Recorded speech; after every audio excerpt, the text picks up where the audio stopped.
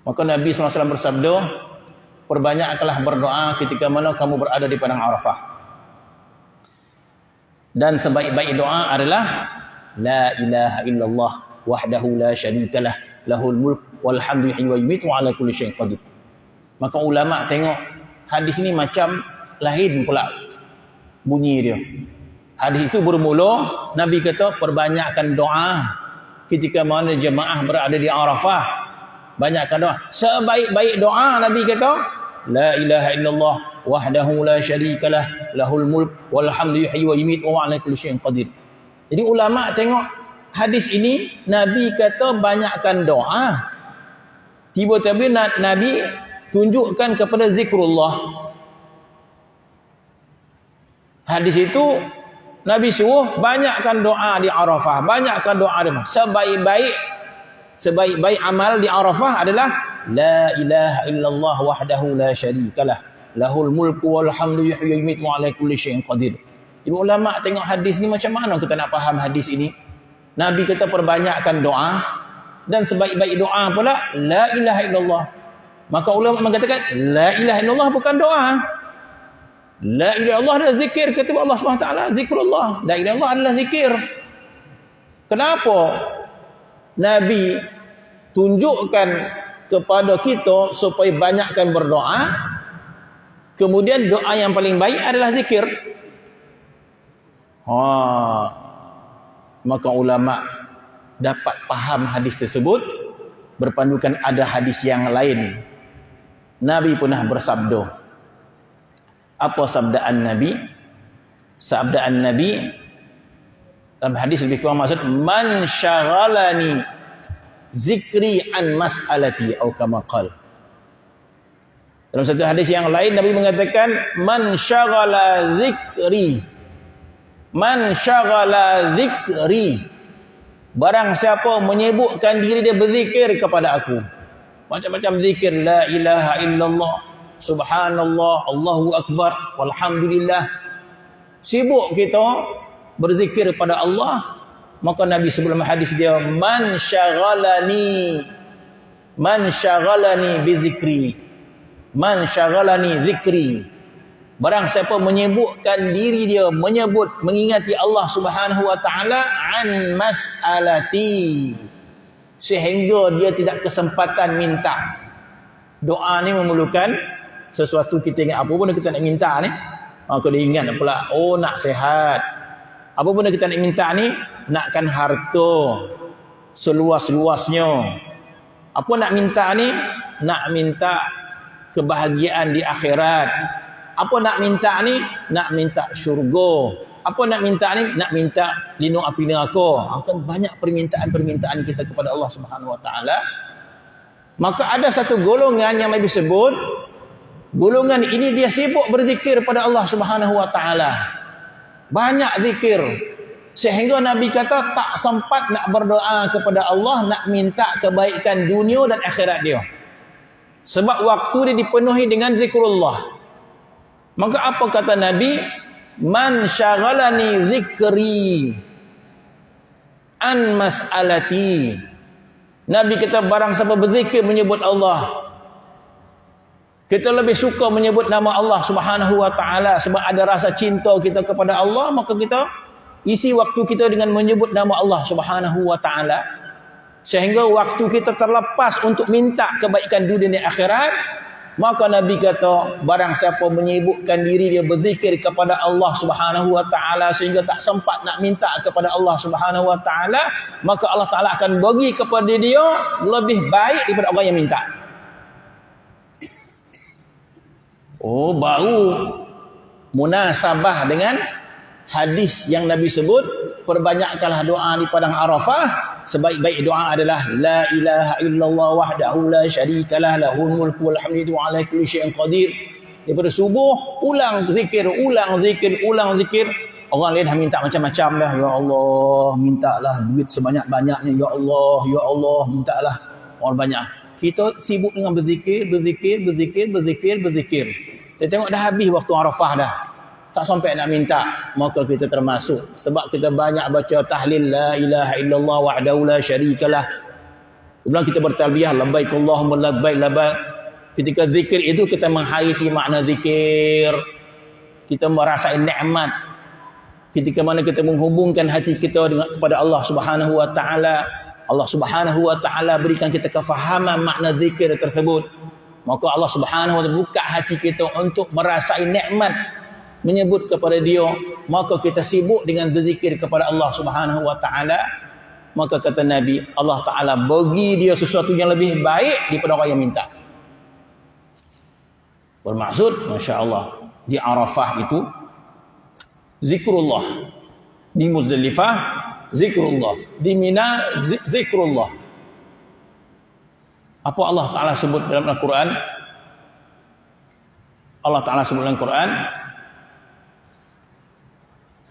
wa iza qadaitum manasikakum, wa iza qadaitum manasikakum, wa iza qadaitum manasikakum. Apabila kamu telah laksanakan manasik, manasik ni haji. Wa iza qadaitum manasikakum, apabila kamu dah selesai menunaikan haji. Apa maksud haji?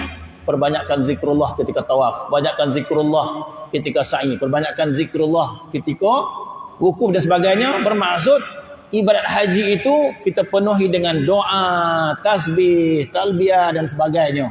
Apa Allah Ta'ala sebut? Wa iza qadaitum manasikakum, bila kamu dah buat haji, fadhkurullah, ingatlah kamu kepada Allah. Masya-Allah. Wa iza qadaitum manasikakum, bila kamu dah selesai buat haji, apa boleh buat?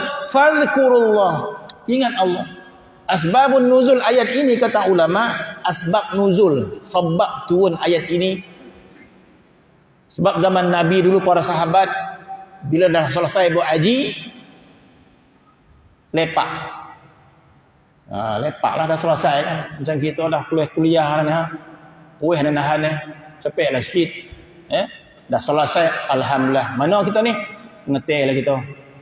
Latih pula dengar ustaz tu. Ibadat kita latih kan.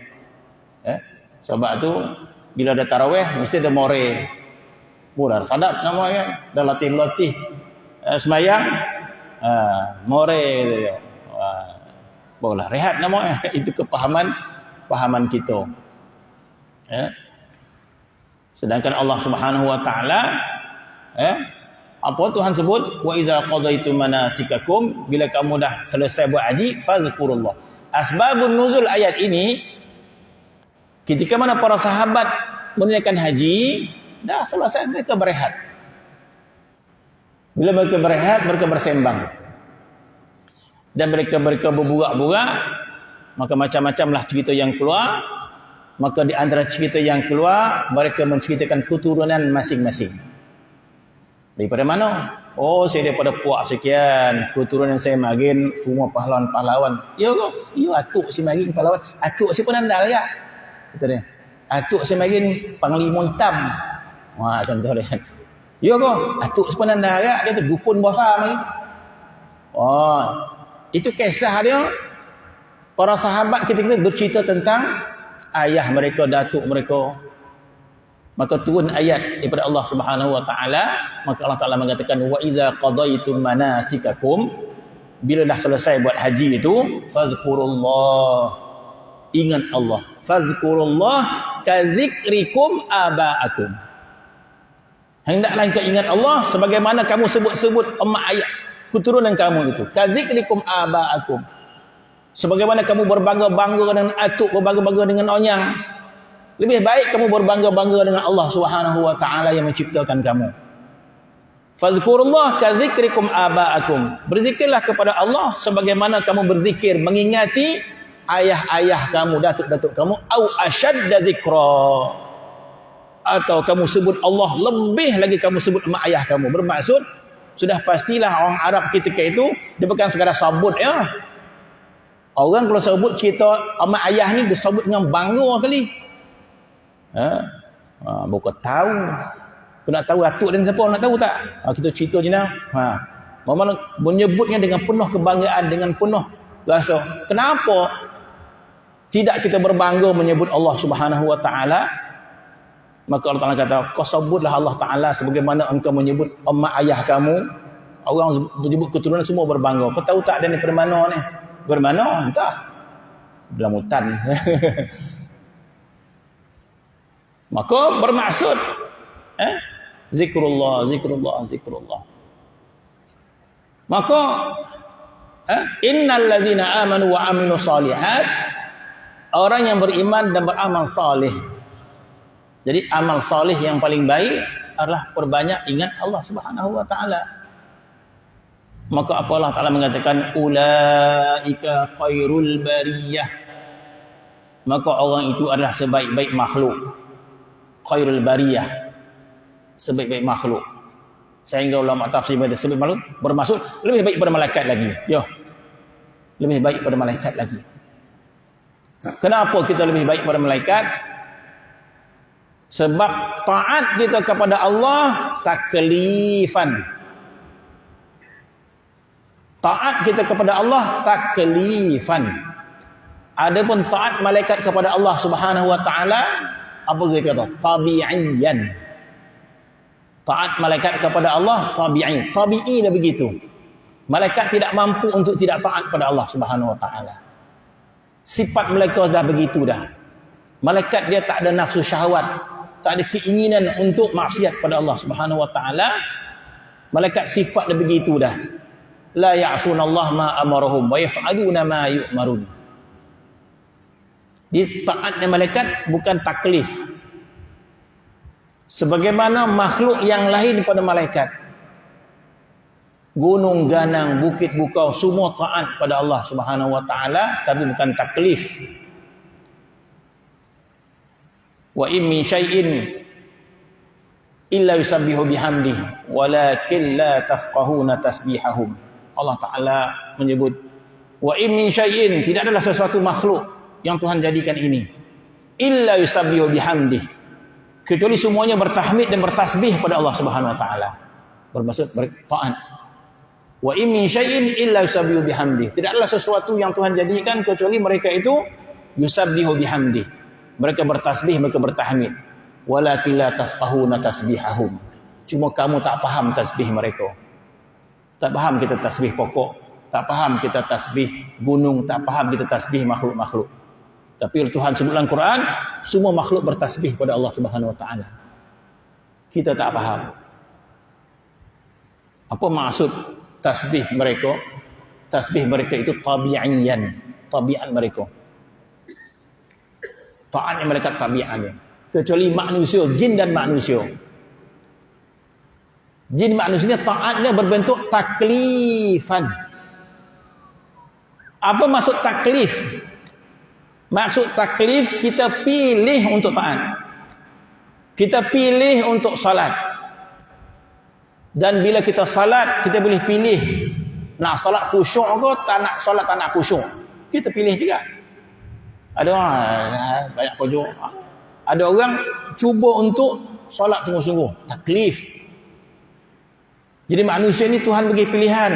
Nak jadi baik, separuh baik ke? Baik betul-betul ke? Allah Ta'ala berikan pilihan. InsyaAllah kita diberikan pahala sebesar-besarnya. Sekiranya ada niat dalam hati kita, kita nak jadi yang terbaik. Masalah tak ada niat.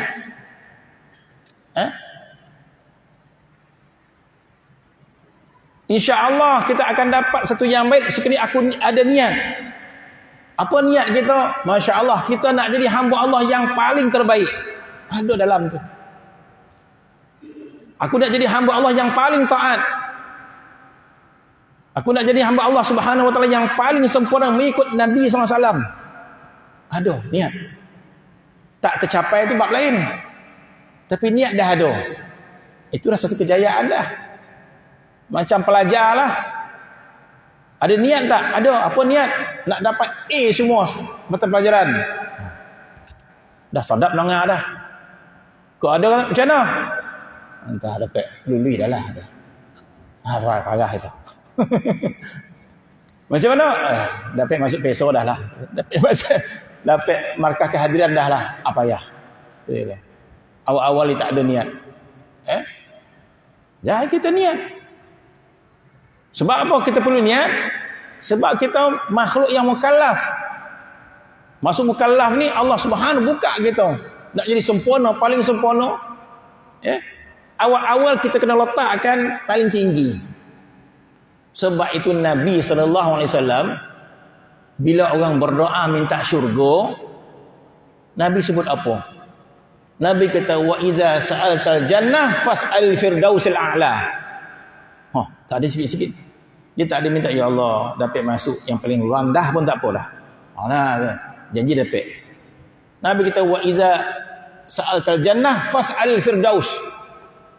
Bila kamu minta syurga firdausil a'la. Jadi bila minta syurga firdausil a'la, kerja pun kena lebih lah. Macam pelajar kita ni, apa target? Street A Ustaz. Betul bantai lah Bono Street A ni. Dia bila Street A tu ada lah usaha dia. Tetapi tak dapat kan. Cuba nak baju Street A melalap dia. Cuba nak dapat A tetapi tak faham Ustaz ni. Tapi ada keazaman. Jadi bila kita ada azam, Allah Subhanahu wa taala bagi pahala terhadap azam itu. Allah Taala bagi pahala kita terhadap keazaman gitu. Wa iza azamta fatawakkal 'ala Allah. Apa maksud azam? Azam ni keinginan. Niat tu baru nak merancang. Nak berniaga lah Betul ke? Dia tanya dia tak jadi pula dah. Ada niat dia. Tapi bila azam, memang azam betul ni. Aku tak kerja dah siap dah. Tu buat azam betul lah. Jadi kita berazam untuk menjadi yang terbaik. Sebab kita makhluk yang mukallaf. Mukallaf ni Allah Ta'ala buka. Allah Ta'ala buka koteh markah tu seluas-luasnya. Itu maksud dia. Macam makhluk, Allah Ta'ala dah bagikan qadar mereka. Allah Ta'ala bagi qadar dia. Adapun manusia, Allah Ta'ala buka setinggi-tingginya derajat di sisi Allah Subhanahu wa Ta'ala. Maka kalimah fadhkuruni ini adalah kalimah daripada Allah Subhanahu wa Ta'ala untuk taat kepada Allah Subhanahu wa Ta'ala yang setaat-taatnya. Kemudian kata ulama, apabila Allah Ta'ala perintahkan kita berzikir kepada Dia, maka Tuhan janjikan azkurkum, aku ingat kepada kamu. Jadi para sahabat Nabi faham, bila Allah Ta'ala mengatakan azkurkum, aku ingat kamu, sekiranya kamu ingat aku akan ingat kamu. Masya Allah, kita kata. Apakah bila Allah Ta'ala ingat, kita ingat macam tu sahaja? Mana mungkin? Kalau seseorang tu orang kaya, pemimpin, duit banyak, pemurah, kita pun tuan jangan lupa orang masjid Tengku mana bos satik masjid apa nama Tengku Muhriz cakap menteri besar jangan lupa ya, insyaallah tak lupa. Apakah kita maksud dia ingat yang tu ya? Tak, bahkan ingat saja, jangan lupa ya, jangan lupa orang masjid ni ya, insyaallah tak lupa. Dia tengok dia pun faham. Bila kata dia tak lupakan masjid ni, minggu depan, bulan depan datanglah peruntukan. Itu maksudnya. Bila khabar insya-Allah kami tak lupakan orang masjid ni. Tengok dapat kapet dah. Dia maksudnya tak lupa boleh. Tak lupa orang masjid ni. Itu manusia. Kok kita khabar, telefon tuan tak ada apa-apa bagi.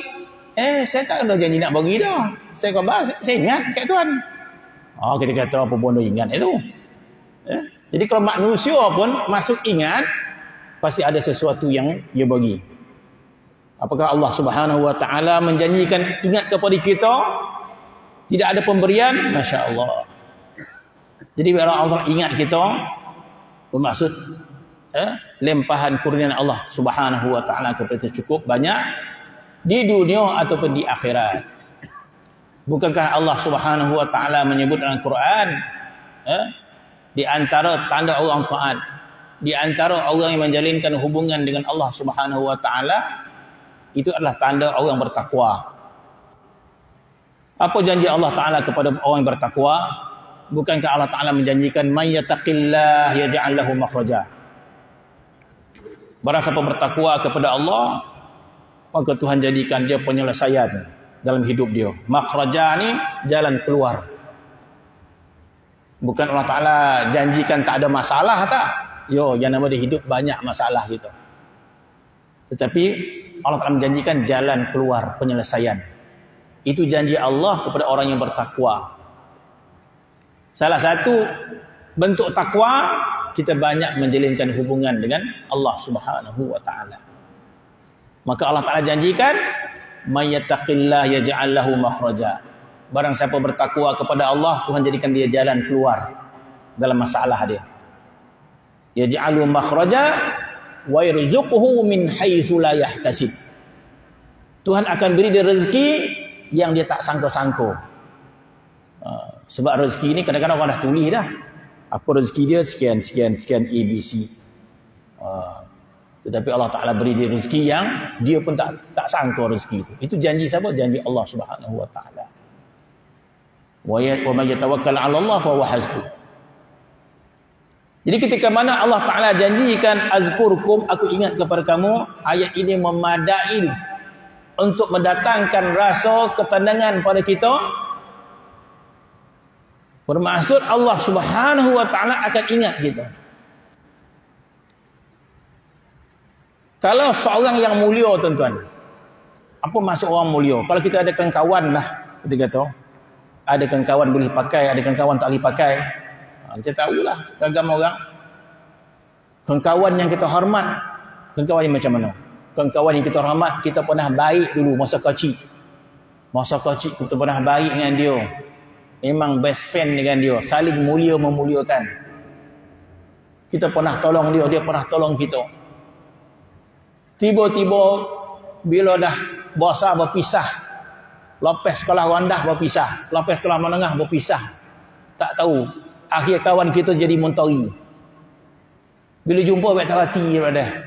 Kita kata tak boleh pakai tu. Tak nampak kan. Maksud hati dia kurang mulia lah. Hati dia kurang mulia. Kita kata sombong ataupun tak berapa nak mulia lah. Tak boleh, bahasa mudah tak boleh pakai lah. Itu kata.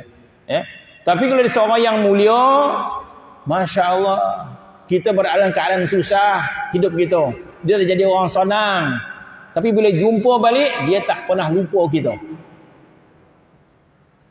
Dia mengingati kita.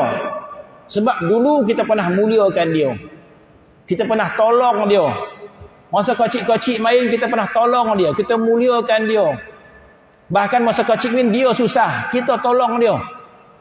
Dan dia ingat sampai dia dah besar, sampai dia pula jadi kaya. Maka dia tak lupa kita. Maka dia datang, tengok kita, maksud kita pula ada masalah pula. Maka dia tolong, dia muliakan kita. Itu apa maksudnya? Maksudnya hatinya mulia, bermaksud orang ini tidak pernah lupa jasa kebaikan kita. Kita kata mulia betul hati dia. Mulia betul. Walaupun kita dah tak setaraf hidup dengan dia dah, tapi dia masih ingat hubungan yang lama marin. Maka dia tetap baik dengan kita. Masya Allah, hebat. Tak ada orang lebih mulia daripada Allah Subhanahu wa Ta'ala. Tak ada orang yang lebih mulia daripada Allah Subhanahu wa Ta'ala. Kerana Allah Ta'ala sifat dia akramul akramin. Allah Ta'ala itu akramul akramin. Semulia-mulia. Jadi apa maksud mulia? Bermaksud ketika hidup ini kita muliakan Allah Subhanahu wa Ta'ala. Apa kemuncak mulia di dunia ini? Kita selalu ingat Allah Subhanahu wa Ta'ala. Kita banyak ingat Allah Subhanahu wa Ta'ala, itu tanda kita memuliakan Allah Subhanahu wa Ta'ala. Maka Allah Subhanahu wa Ta'ala tidak akan melupakan kita ketika kematian kita. Allah Subhanahu wa Ta'ala tidak melupakan kita di alam barzah kita. Allah Subhanahu wa Ta'ala tidak melupakan kita ketika di padang mahsyar. Allah Subhanahu wa Ta'ala tidak melupakan kita ketika mana kita meniti titik siratul mustaqim. Sebab di dunia kita memilih untuk memuliakan Allah Subhanahu wa Ta'ala. Di dunia ini kita memilih untuk menjalinkan hubungan yang baik dengan Allah Subhanahu wa Ta'ala. Bermaksud kita muliakan Allah Subhanahu wa Ta'ala. Di dunia kita ada pilihan untuk tak nak datang masjid, boleh. Tak nak datang, boleh. Di dunia ini kita boleh pilih untuk kita cuai-cuaikan amal kita, boleh. Cuai-cuaikan amal ni. Buat cincai-cincai, boleh. Tetapi kita memilih untuk melakukan yang terbaik. Kita memilih untuk jaga salat kita dengan yang terbaik. Kita memilih untuk taat pada Allah Subhanahu wa taala. Kita memilih untuk berakhlak dan sebagainya. Bukankah ini tanda kita memuliakan Allah Subhanahu wa taala? Ya, kita faham tidak mudah. Tidak semudah itu untuk kita lawan nafsu kita ini. Tapi kita berusaha untuk memuliakan Allah Subhanahu wa taala. Jadi kita berusaha untuk ingat Allah Subhanahu wa taala dalam taat kita. Usaha. Dalam solat kita, dalam ibadat kita.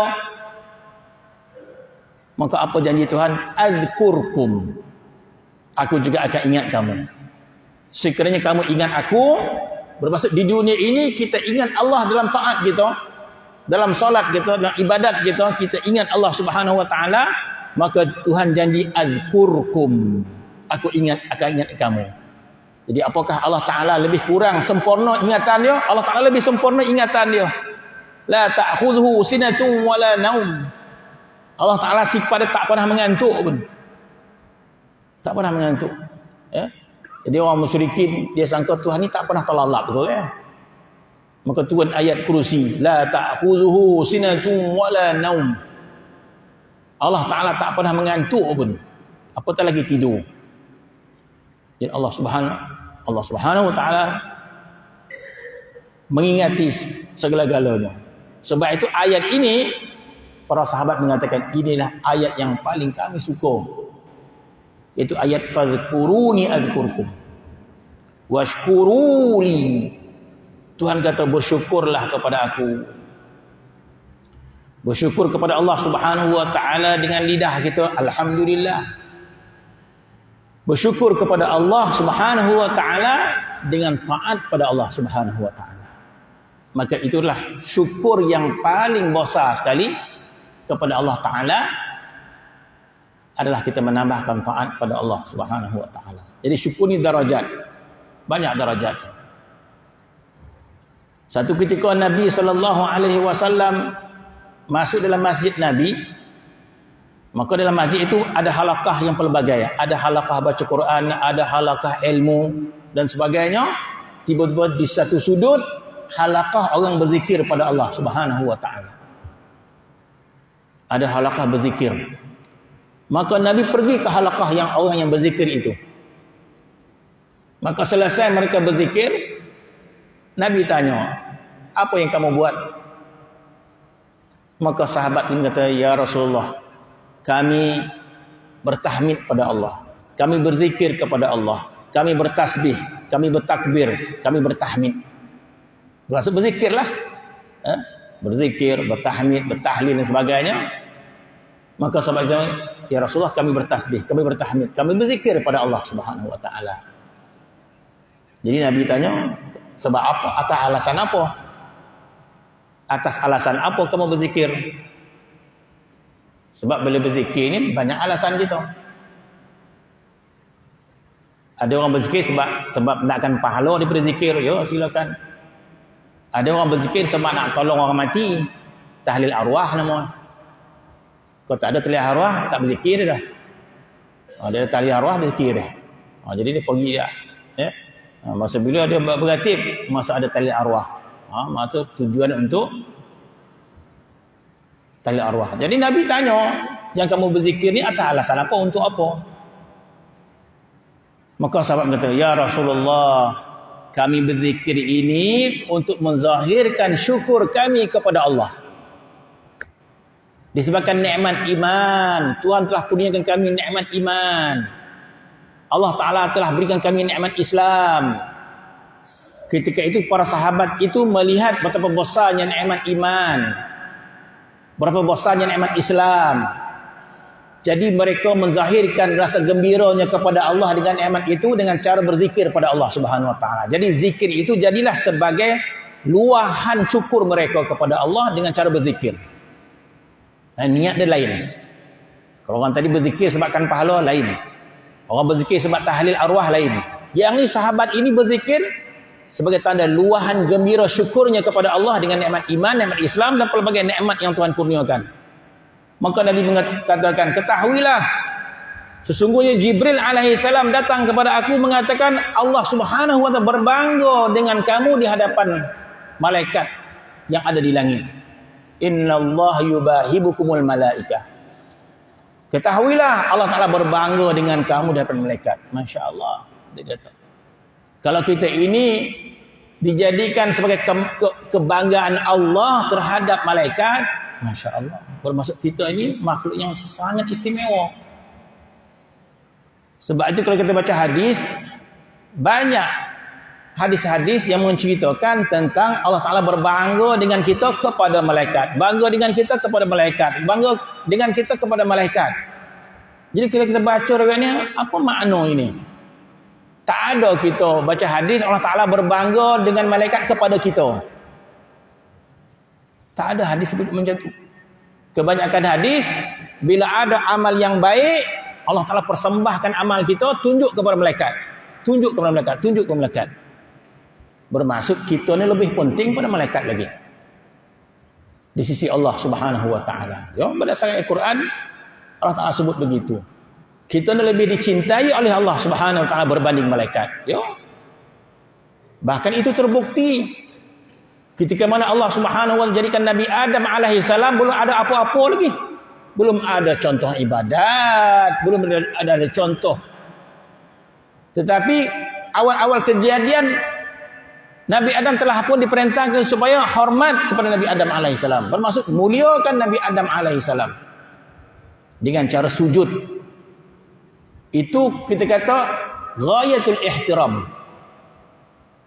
Kalau memuliakan orang dengan cara sujud, itu kita kata ghayatul ihtiram, kemuncak kemuliaan. Kita boleh tengok orang memuliakan orang dengan cara mana? Dengan cara salam. Kita muliakan orang dengan cara angkat kepala. Mana tu? Menyapu. Kira anda lah tu. Daripada sombong buat tak hati, angkat koning pun tak ada. Mana kita tak peduli orang lah. Tapi kalau angkat tu kira anda lah tu. Montori lalu tu. Dia menyapu tak ada. Kita tahu, alhamdulillah kita hormat lah tu. Hormat orang dengan angkat kepala, hormat orang dengan tabik, hormat orang dengan tunduk macam Jepun tu. Jadi kemuncak mulia sujud. Yang mana ketika itu sujud itu tidak diharamkan ketika itu. Tapi bukan sujud ibadat, sujud ihtiram nama dia. Bahkan malaikat faham ketika Tuhan perintahkan sujud, bukan sujud ibadat. Sujud itu sujud memuliakan. Dan ketika itu tidak diharamkan untuk memuliakan orang dengan cara sujud. Sehinggalah datang syariat Nabi Muhammad SAW, tak dibenarkan lagi sujud seseorang kepada seorang. Unta bila datang bertemu dengan Nabi, tersembam macam sujud. Unta tadi datang di hadapan Nabi, sujud tersembam. Jadi sahabat tengok unta ni sujud. Cara unta hormat Nabi, dia sujud tersembam di hadapan Nabi. Lalu unta tadi bercakap dengan Nabi dengan bahasa unta. Dengan bahasa, bukan bahasa kita, dengan bahasa unta. Dan Nabi memahami bahasa unta itu. Maka Nabi tanya, siapa punya unta? Kenapa ya Rasulullah? Unta ini mengadu kepada aku. Dia mengadu apa ya Rasulullah? Dia mengadu, dia telah berjasa kepada tuan dia. Dia pada kecil, dia pada remaja, sampailah dia tua. Unta dia mengadu ke Nabi sallallahu alaihi wasallam. Unta ini mengadu, dia telah berjasa kepada tuan yang sebanyak kecil. Tuan dia buat macam-macam. Angkat barang lah, angkat air dan sebagainya. Sampailah dia tua, sampailah aku tak terdaya, kata unta tadi. Bila aku tak terdaya, nak disembelih saya baik gulai. Jadi terdengar unta tu. Tuan dia bercakap, unta tu rasa tak layak tu apa ni? Kita gulai lah. Terdengar dia unta tu. Sedih unta tu. Datang dan mengadu kepada Nabi SAW tentang tuan dia. Maka Nabi tanya, siapakah tuan kepada unta ni? Mengaku, aku ya Rasulullah. Sahabat tadi. Nabi kata macam inilah jual, aku nak beli unta ni. Nabi kata, aku nak beli unta ni. Kata Nabi kepada tuan dia. Jadi tuan tadi bila Nabi kata nak beli, tak payah ya Rasulullah, dah aku hadiahkan saja. Oh, jadi para sahabat bergabut-gabut nak bagi sesuatu kepada Nabi. Jadi para sahabat dah tahu dah, Nabi dia tak terima sedekah, Nabi terima hadiah. Jadi bila Nabi kata, jual pada aku nak beli. Begini ya Rasulullah, aku hadiah kepada engkau. Jadi dia bagi kepada Nabi. Jadi Nabi kata, dah, segera engkau telah bagi kepada aku unta ini, dan unta ini aku biarkan dan jangan siapa usik dia. Nabi kata, biar dia mati sendiri. Jadi Nabi, unta tu hiduplah, dia bebas seperti mana. Jadi orang kenal lah, ni unta Nabi. Sampailah. Jadi apabila sahabat lihat unta ini sujud, jadi sahabat, ya Rasulullah, izinkan aku nak buat macam unta tu. Nak buat apa? Izinkan kami sujud kepada engkau ya Rasulullah. Jadi para sahabat ni macam mana nak muliakan Nabi ni? Mencium tangan dia sudah, mencium pohon dia sudah. Ada sahabat mencium kakinya Nabi SAW. Nabi tak kata haram bid'ah sebagainya. Nabi suruh pun tak, larang pun tak. Jadi ada sebagian sahabat yang mencium kaki Nabi SAW. Jadi semua dia dah buat dah. Sujud belum buat lagi. Jadi bila sahabat tengok unta sujud, ya Rasulullah, izinkan kami sujud kepada engkau ya Rasulullah. Nabi kata, tidak dibenarkan dalam agama Islam ni seorang sujud kepada seseorang. Sekiranya Allah Subhanahu wa taala benarkan aku seseorang sujud kepada seseorang, aku perintahkan isteri sujud kepada suami. Bosai hak suami. Sekiranya perintah sujud itu masih lagi tidak ada larangannya, satu seorang yang dibenarkan, Nabi kata, kalau dibenarkan seseorang sujud kepada seseorang, aku perintahkan suami, aku perintahkan isteri sujud kepada suami dia. Bukan maksud hina isteri, tak.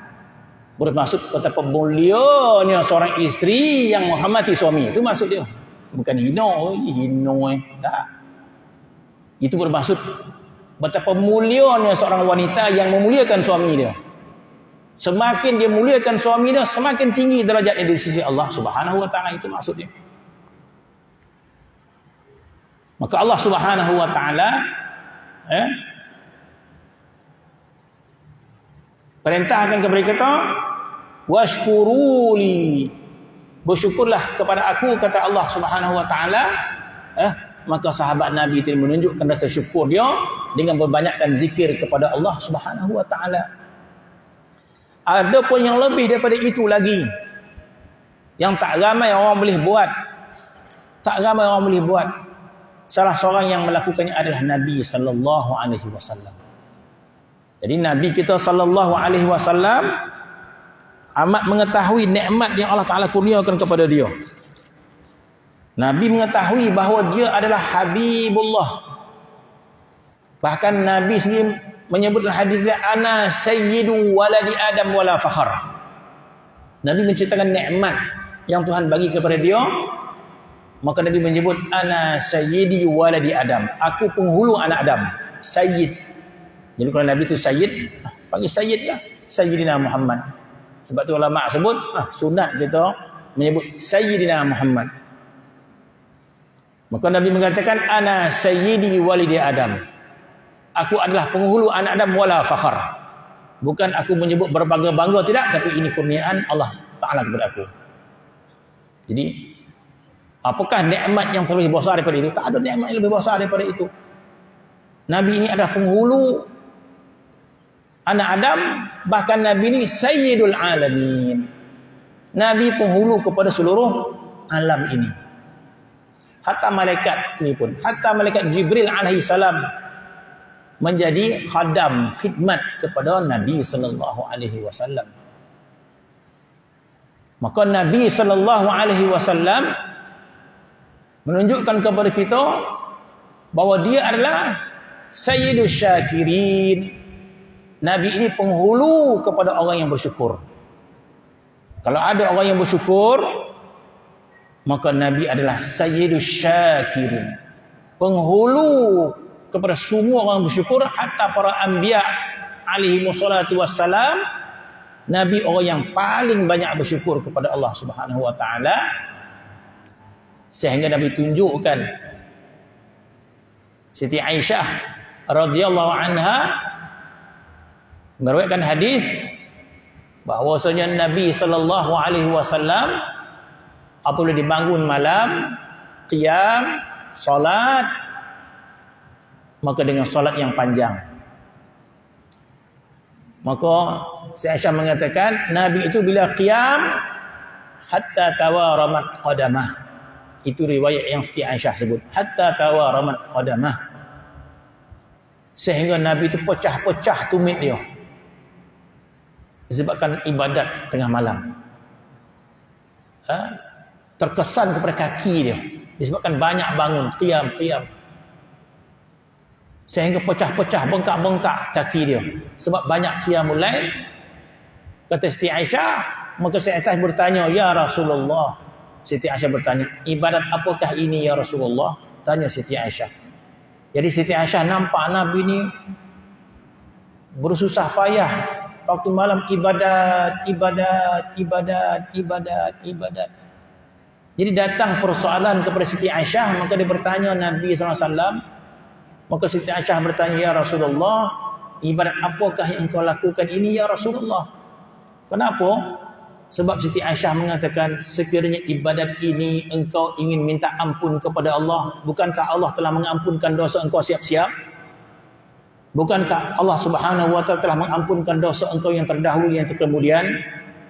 Sekiranya salat engkau ini ingin pohon syurga kepada Allah, bukankah engkau telah dijamin syurga oleh Allah Subhanahu wa taala? Kenapa engkau bersusah payah ibadat? Maka apa jawapan Nabi sallallahu alaihi wasallam? Nabi mengatakan, afala akuna 'abdan syakura. Afala akuna 'abdan syakura. Wahai Aisyah, tak bolehkah aku ini menjadi seorang hamba yang syakur? Syakur. Jadi syakur ni sifat mubalaghah daripada syakir. Syakir, orang yang bersyukur. Kalau kita setiap kali sembahyang kita sebut alhamdulillah, alhamdulillah, alhamdulillah, alhamdulillah, alhamdulillah, kita ini syakir. Bersyukur. Bila makan, alhamdulillahillazi at'amana wa saqana wa ja'alna muslimin. Kalau tak belahak tak sebut dah. Tunggu belahak dah. Dah sendawa baru alhamdulillahillazi at'amana. Jadi setiap kali kita makan alhamdulillah, kita masih lagi syakir, orang yang bersyukur. Apa lagi? Bila dapat duit, alhamdulillah, syakir. Keluar jamban, keluar di pertandas, alhamdulillahillazi adzaba an adza wa afani. Setiap kali keluar jamban, kita alhamdulillah dan sebagainya. Maka kita masih lagi syakir. Jadi macam mana nak jadi syakur? Syakur ni orang yang banyak bersyukur kepada Allah Subhanahu wa taala, baru dia bersyakur.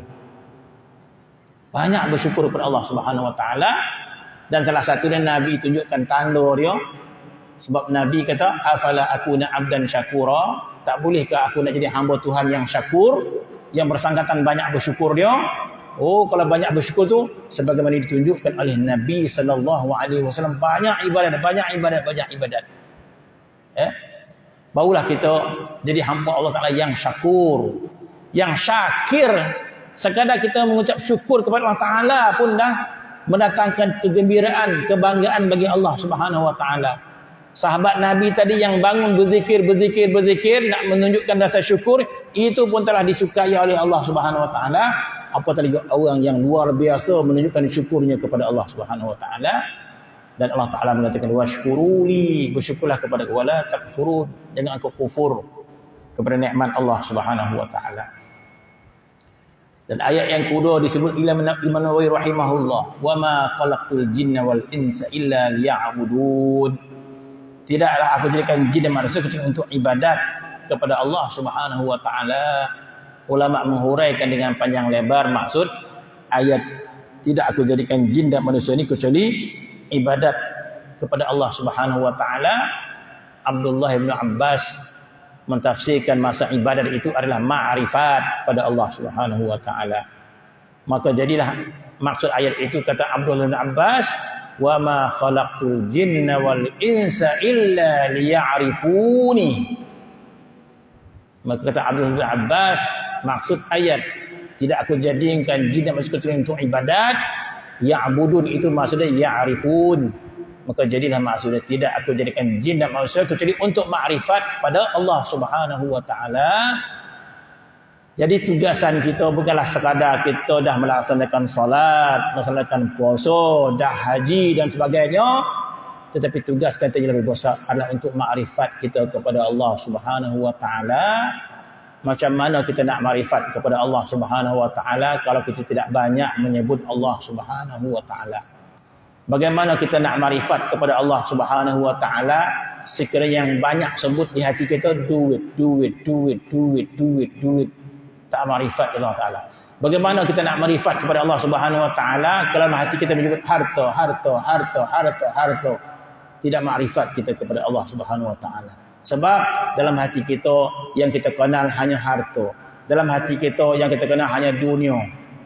Tanda dia bila salat Allahu akbar.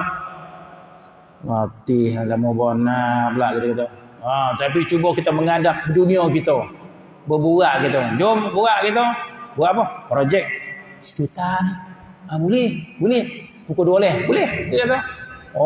Tak mengantuk kita, semangat kita. Sebab ini projek juta-juta punya. Maka kita tidak makrifat pada Allah Subhanahu wa taala. Bila kita menghadap Allah Subhanahu wa taala dalam bi'ah dah.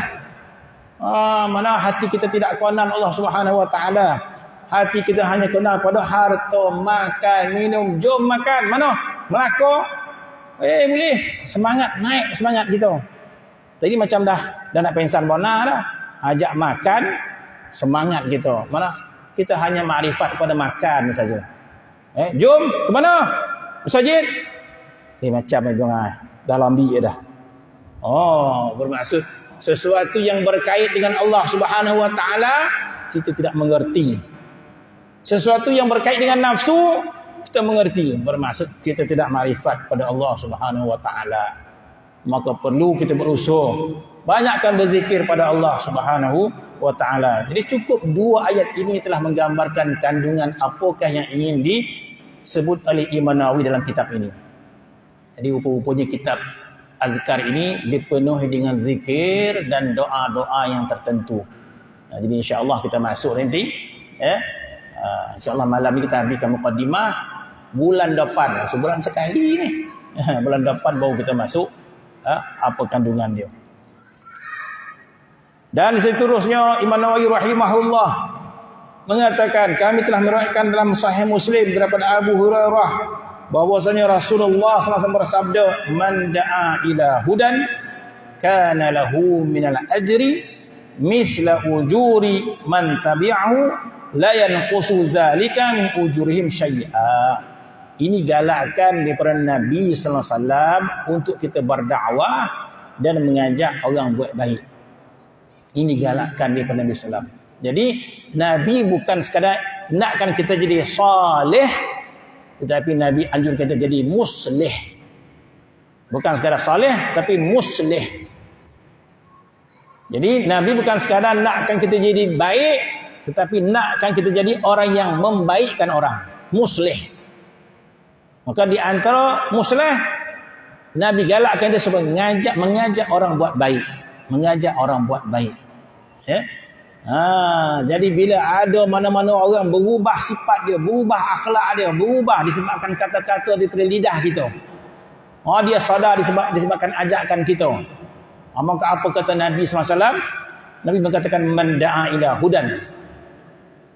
Barang siapa berdakwah orang kepada hidayat.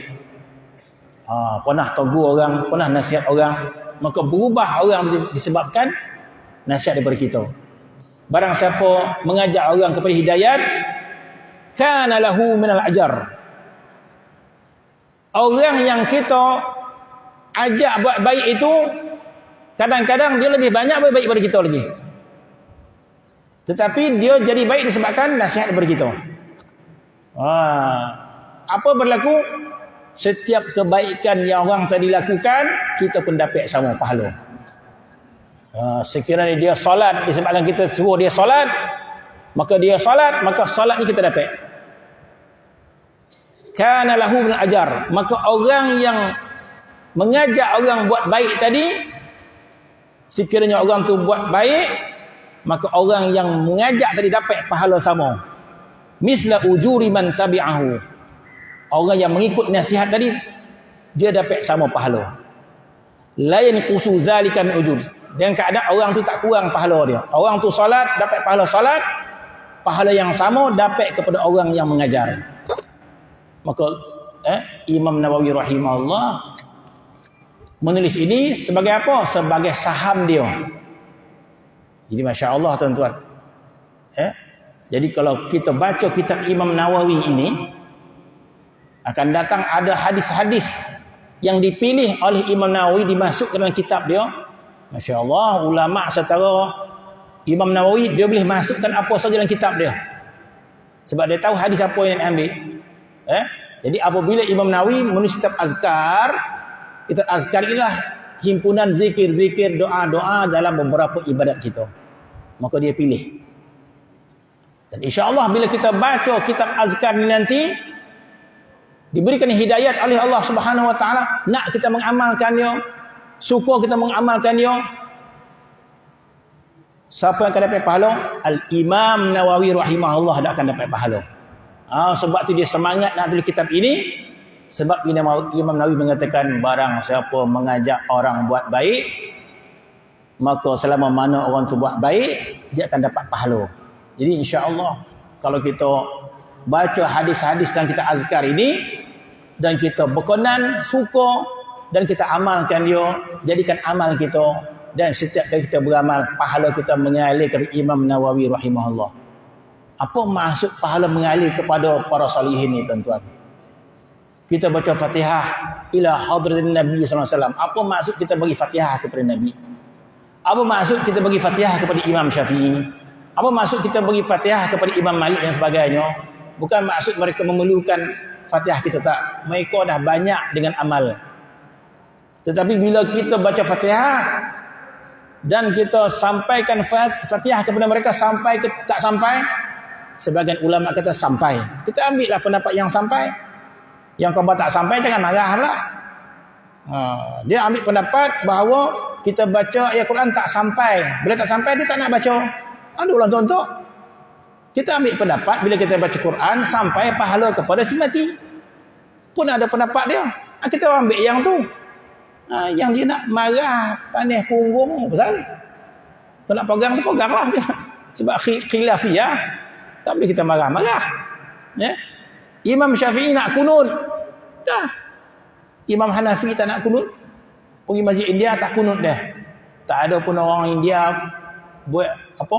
Buat apa ni? Tunjuk perasaan. Apa ni kunut ni? Tak ada.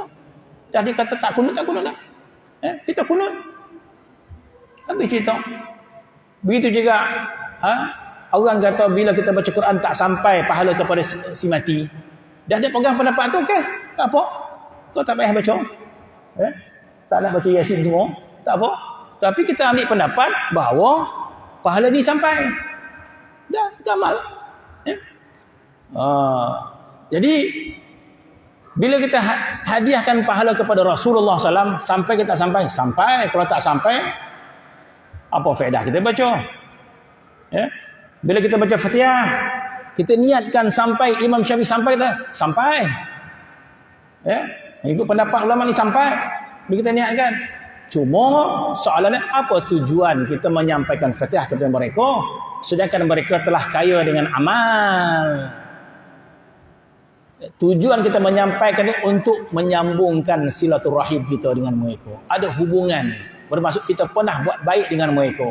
Mudah-mudahan di akhirat nanti kita mendapat syafaat daripada mereka. Jadi begitu juga Imam Nawawi rahimahullah. Kita baca kitab dia, confirm ke tak confirm sampai pahala kepada Imam Nawawi? Pasti sampai. Sebab kita baca kitab dia, bahkan dalam muqaddimah dia dah sebut dah bahawa tujuan dia menulis ini adalah salah satu bidang dakwah dia. Salah satu dia menulis azkar ini adalah satu cara dakwah yang berterusan. Masya Allah, sangat bijak. Jadi imam ini orang yang sangat bijak. Sebab dia memikirkan dakwah yang berterusan. Walaupun dia telah meninggal dunia, dakwah dia berterusan melalui kitab dia. Maka dia letakkan hadis Nabi, man da'a ila huda. Barang siapa mengajak orang kepada hidayat, maka dia akan dapat pahala orang yang mengikutnya. Masya Allah. Jadi kalau kita berkenan, tertarik dengan hadis-hadis ini, maka kita amalkan. Sampai tak pahala Imam Nawawi sampai. Masalahnya bukan sampai tak sampai. Masalah dia, kita telah menjalinkan hubungan kita dengan Imam Nawawi rahimahullah. Masya Allah, di padang mahsyar nanti kita banyak macam-macam masalah kita. Tetapi kita telah menjalinkan hubungan kepada para ulama, para salihin, maka kita harap kepada Allah Subhanahu wa taala mendapat syafaat daripada mereka. Kerana kita telah jalinkan hubungan, sebab kita telah menambahkan pahala kepada mereka. Maka itulah muqaddimah yang diletakkan Imam Nawawi rahimahullah. Maka yang terakhir kata Imam Nawawi muka surat 10. Nak habis muqaddimah dalam malam ni. Maka katanya di awal kitab saya telah menyebutkan beberapa fasal-fasal penting sebagai penulis yang tak pelajari di kalangan para sahabat radhiyallahu anhu. Kenapa lagi dalam kitab ini juga saya meletakkan hadis-hadis, dan dia tidak meletakkan dia punya hadis dalam kitab ini. Kata Imam Nawawi, aku ambil hadis-hadis daripada kitab Imam Al-Bukhari, kitab Sahih Muslim, kitab Sunan Abu Daud. Katanya dia memilih hadis-hadis yang sahih dalam kitab Azkar yang kita akan baca nanti.